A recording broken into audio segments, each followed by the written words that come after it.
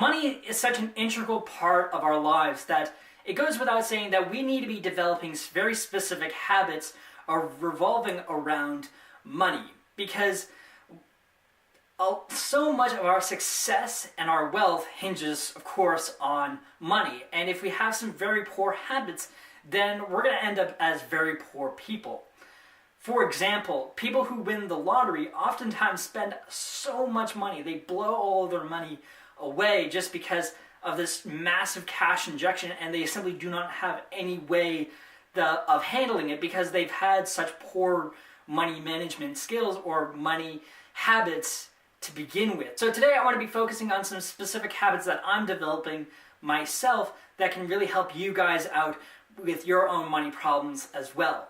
So the very first habit that I want to be sharing with you guys is more so of a tip than anything else, and that is to open up a savings account. And if you have any money or any leftover money, then open up an investing account as well. The reason why I suggest this is simple. Because a savings account is very, very helpful for you to be storing your money. And in fact, the vast majority of people do not have a savings account, which is surprising because it's a really good way for you to store your money.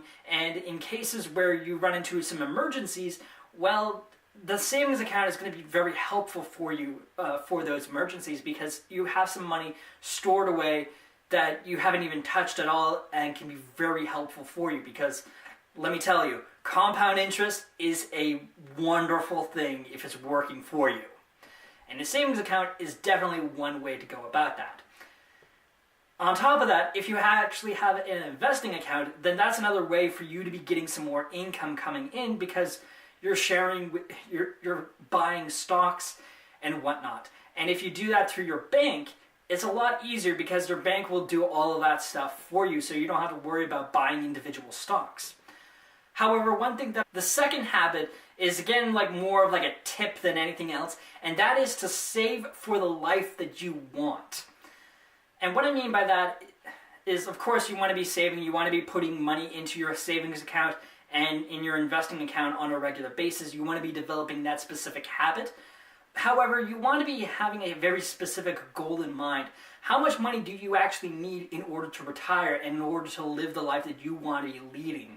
I think that's really important in that certain case, to be able to save up so that way your investments and the money that you're making and your interest that's accumulating in your savings account is going to be enough to support whatever kind of lifestyle that you want to be leading.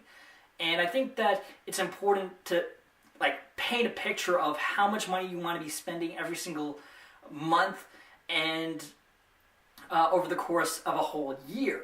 I think that is really important in that certain case, because that way you can start figuring out how much money do you actually need in those specific accounts. And I know as far as that habit goes, it's going to be a very long thing, and it certainly is. It's a huge goal in order to save up a whole lot of money to be able to support a lifestyle off of interest and dividends and your returns from your stocks and whatnot. It's going to be a huge challenge, but that's the idea with money, is that you want to be playing in the long term as opposed to a short-term game. The third habit that I want to be sharing is an actual habit, and that is to be frugal with your spending. Even if you do have a lot of money available, you still want to be spending it frugally. Again, like I said early in this video, there's been a lot of millionaires who have gotten a whole bunch of money and they've just spent it all on a whole bunch of things. And the big reason why that is because they've understood that a millionaire is someone who lives in a massive, opulent and luxurious lifestyle. And that's not always the case when it comes to millionaires. In fact, if you read the book The Millionaire Next Door, you'll find that a lot of millionaires are actual just people that are middle-class people. They're living a middle-class life, and there's nothing extravagant or opulent about their lifestyle.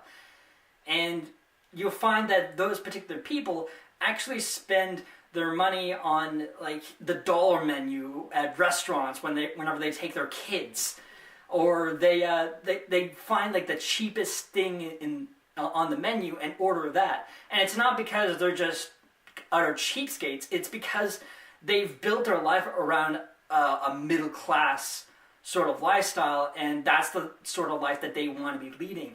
So I find that being frugal with your spending is going to be very helpful, because you'll be focusing more so on spending the money where you really want to be spending your money, where you really want to be spending that money on investing or some other things, as opposed to some of the everyday daily things that a lot of other people like splurge so much money on.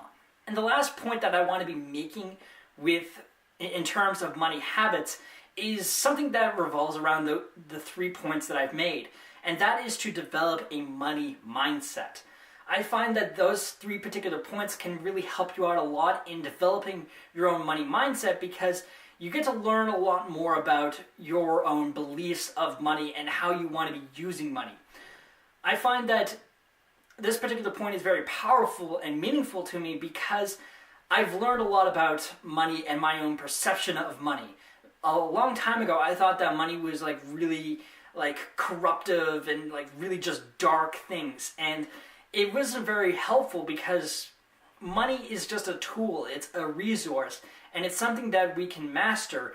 And a lot of other people see money as something very evil, very sinister, and something that makes us a slave to it through loans or and the like. And that is a really dangerous way of thinking, because a lot of people have very like negative connotations to money, and that makes things very difficult for them.